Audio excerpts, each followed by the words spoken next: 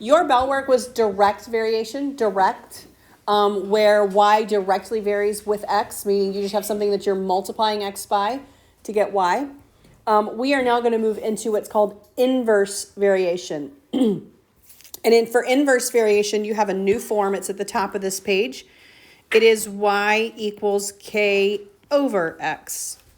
So instead of k being multiplied by x, k is being divided by x. So they inversely vary. They inversely vary here. They show you like a graph of what it looks like when they vary inversely.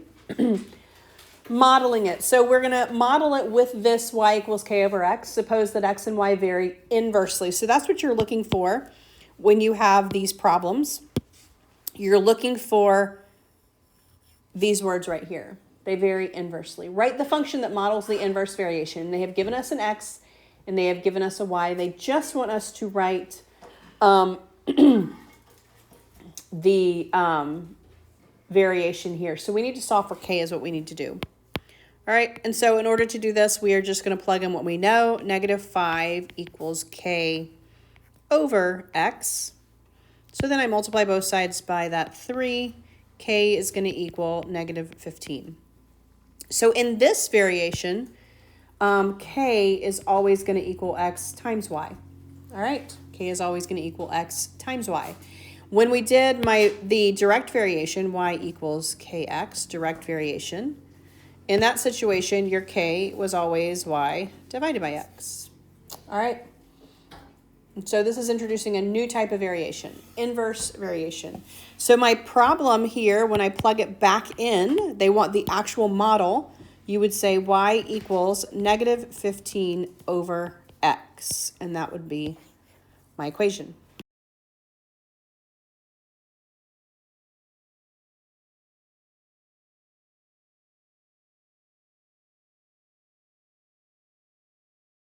The difference. So direct and inverse variations. Is the relationship between the variable in each table a direct variation, an inverse variation, or neither? All right, so what you're looking for is, in a direct variation, my k is always going to equal y divided by x. It should be the same number with every y divided by every x. All right?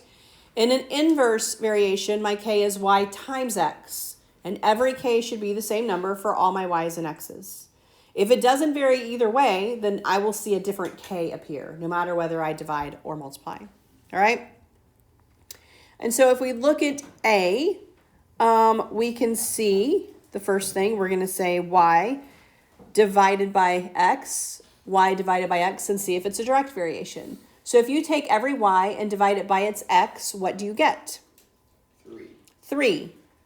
So that means it's directly varying, and my k is what? 3. So this would look like this, y equals 3x. And you can check to see if that's true. If I plug in a 0.5 times 3, 1.5, yes. Plug in a 2 times 3, 6. Yep. Plug in a 6 times 3, 18. All right, what about this one? 12 divided by 0.2, 4 divided by 0.6, 2 divided by 1.2. Are you going to get the same thing when you do that? You are not.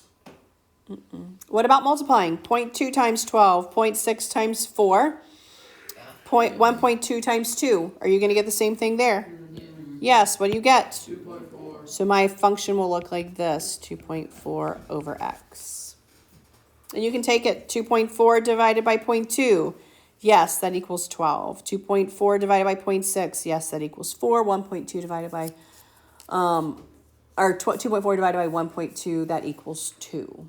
So you can double check it and plug in your x's and make sure. Look at the third one. 2 divided by 1, 1 divided by 2, and 0.5 divided by 3. Division does not work. Multiplication, 2 times 1, yes. 1 times 2, yes. 3 times 0.5. No. So this doesn't vary either way. This does not vary at all. Inverse or direct, neither one of those.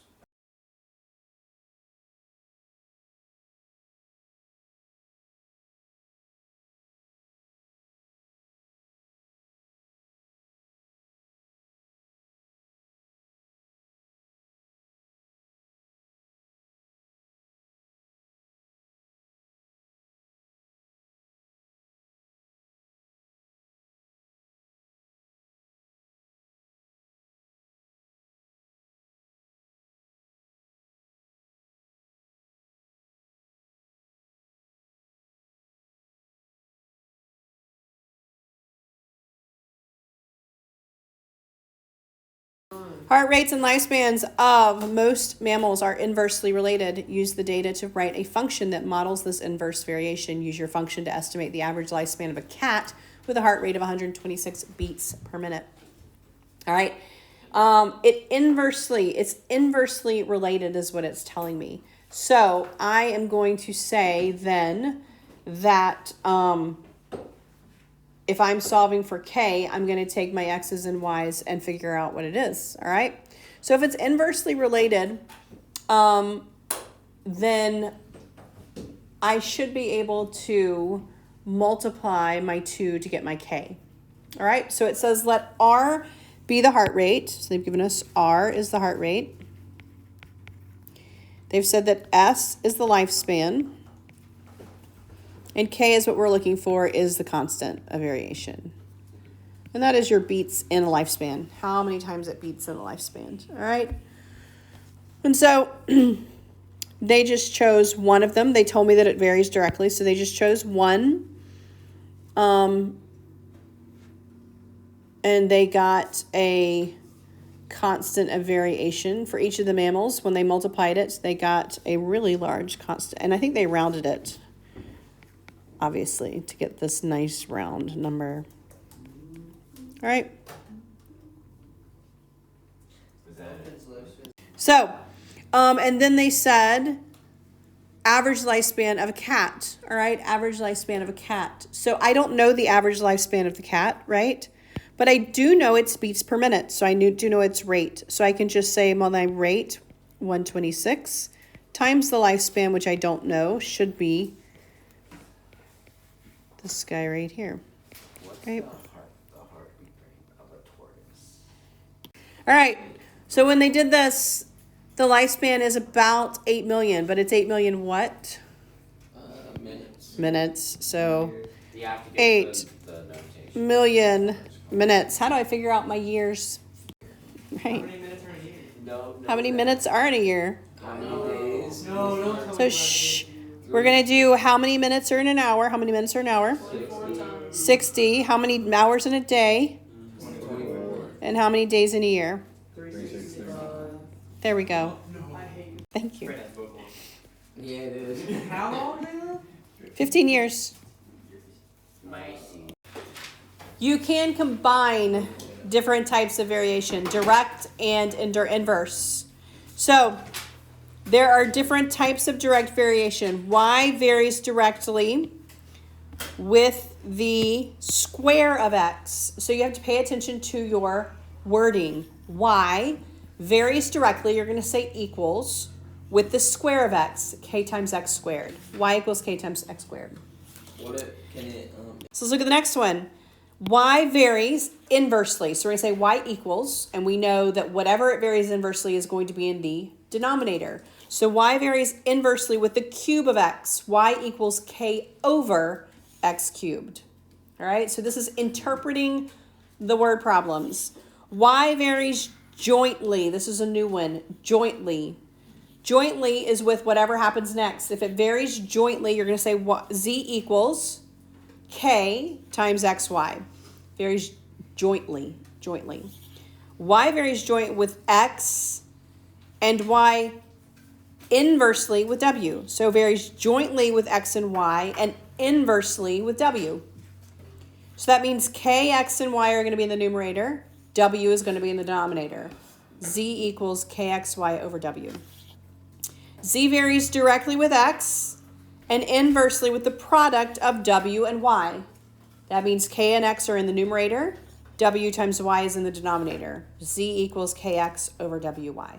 So this is just interpreting the language that it's giving you. All right, interpreting the language. All right.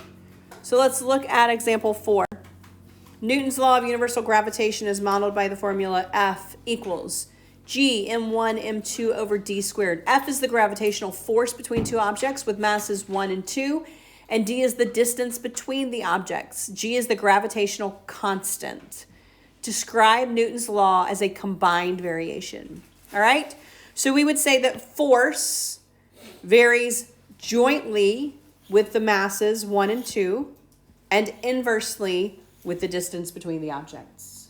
That's how you would describe that Newton's law.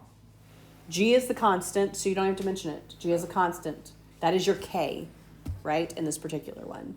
But it varies jointly with mass 1 and mass 2 and inversely with the square of the distance, okay?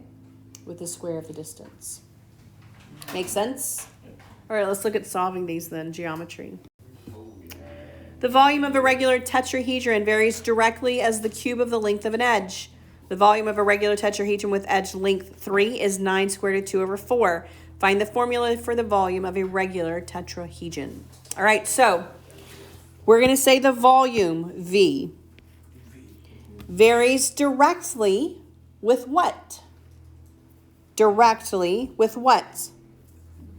Cube of the length. So we have a K, and then we're going to say L cubed, right? That's how we would write that formula. The volume varies directly as the cube of the length, all right? They gave us some information. They told me that the volume of a regular tetrahedron with a length 3 is this guy. So my volume is 9 square root of 2 over 4. My length is 3. Correct? So how do I solve for K? To solve for this, I'm going to say 9 square root of 2 over 4 equals 3 cubed is 27 times K. And then I will divide both sides by 27. Right there. You can just go right there. All right. It'll reduce, right? Yes. Multiply by 1 over 27. So this reduces with that guy, right? So I get K equals the square root of 2 over 12. And so my formula is going to look like this. Volume equals square root of 2 over 12, length cubed. So you're gonna